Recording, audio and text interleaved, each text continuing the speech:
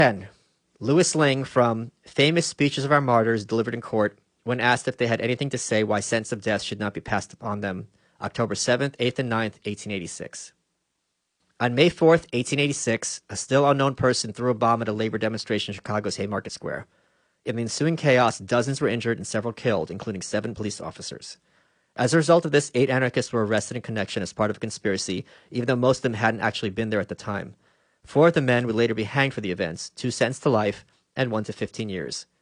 Bombs were found in the 8th man's, Louis Lingg's home, for which his attorney's weak excuse was that Lingg had the right to have bombs in his house. Through the ages, this has become popularized as Lingg supposedly proclaiming, "I couldn't have thrown that bomb. I was at home making bombs."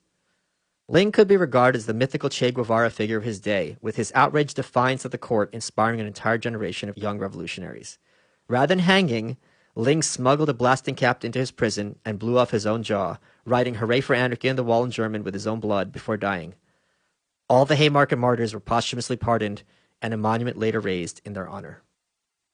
And now, Louis Lingg, as read by myself.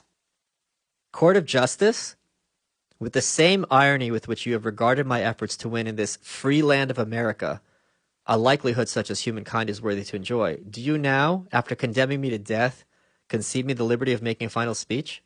I accept your concession, but it is only for the purpose of exposing the injustice, the calumnies, and the outrages which have been heaped upon me. You have accused me of murder and convicted me. What proof have you brought that I'm guilty?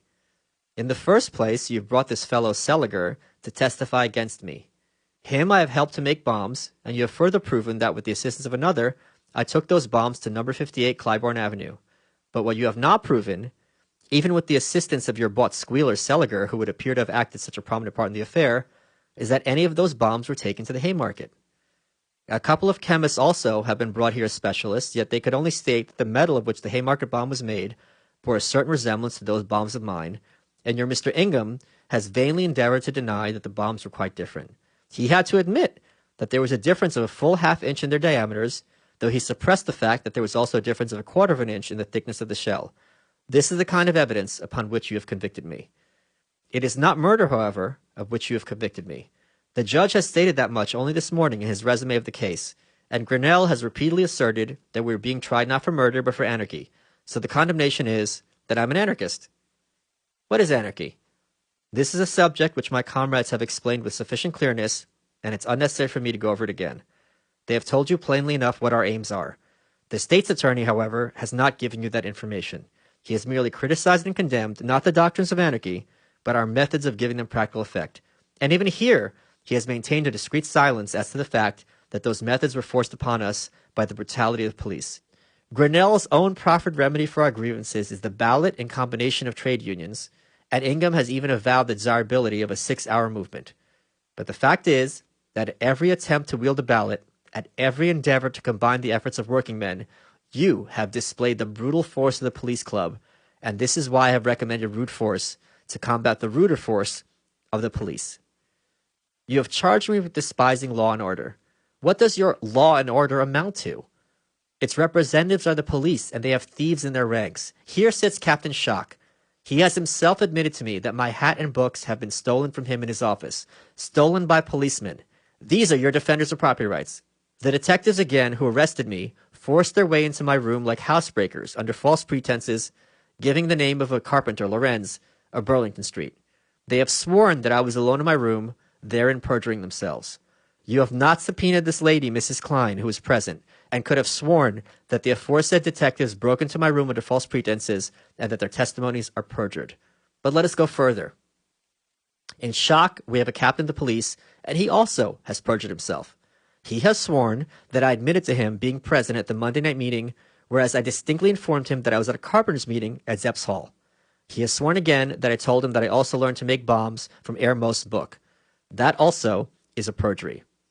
Let us go still a step higher among these representatives of law and order. Grinnell and his associates have permitted perjury, and I say that they have done it knowingly.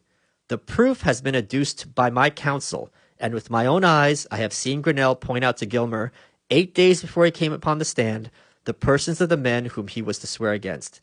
While I, as I've stated above, believe in force for the sake of winning for myself and fellow workmen a livelihood, such as men ought to have, Grinnell, on the other hand, through his police and other rogues, has suborned perjury in order to murder 7 men, of whom I'm one. Grinnell had the pitiful courage here in the courtroom, where I could not defend myself, to call me a coward. The scoundrel! A fellow who has leagued himself with a parcel of base hireling knaves to bring me to the gallows. Why? For no earthly reason save a contemptible selfishness, a desire to rise in the world, to make money, forsooth. This wretch, who, by means of the perjuries of other wretches, is going to murder 7 men, is the fellow who calls me coward. And yet you blame me for despising such defenders of the law, such unspeakable hypocrites. Anarchy means no domination or authority of one man over another, yet you call that disorder. A system which advocates no such order as shall require the services of rogues and thieves to defend it, you call disorder. The judge himself has been forced to admit that the state's attorney had not been able to connect me with the bomb throwing. The latter knows how to get around it, however. He charges me with being a conspirator. How does he prove it? Simply by declaring the International Working People's Association to be a conspiracy. I was a member of that body, so he has the charge securely fastened on me. Excellent! Nothing's too difficult for the genius of a state's attorney. It is hardly incumbent upon me to review the relations which I occupy to my companions in misfortune.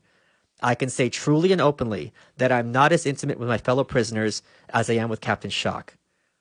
The universal misery, the ravages of the capitalistic hyena have brought us together in our agitation, not as persons, but as workers in the same cause. Such is the conspiracy of which you have convicted me. I protest against the conviction, against the decision of the court. I do not recognize your law, jumbled together as it is by the nobodies of bygone centuries, and I do not recognize the decision of the court. My own counsel have conclusively proven from the decisions of equally high courts that a new trial must be granted us.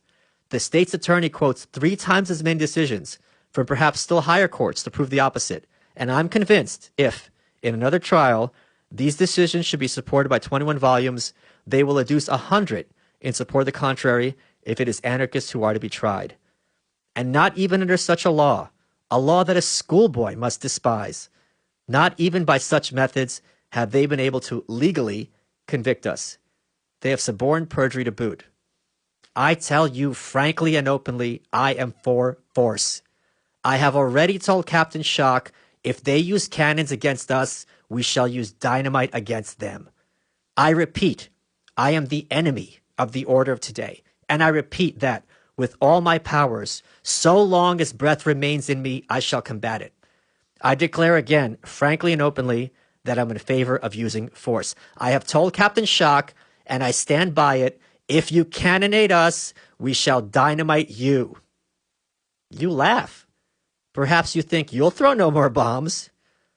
But let me assure you that I die happy on the gallows. So confident am I that the hundreds and thousands to whom I've spoken will remember my words.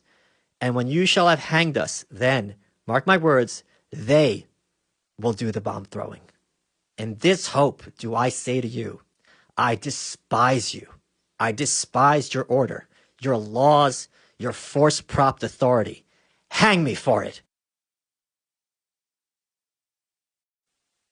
Chapter 11.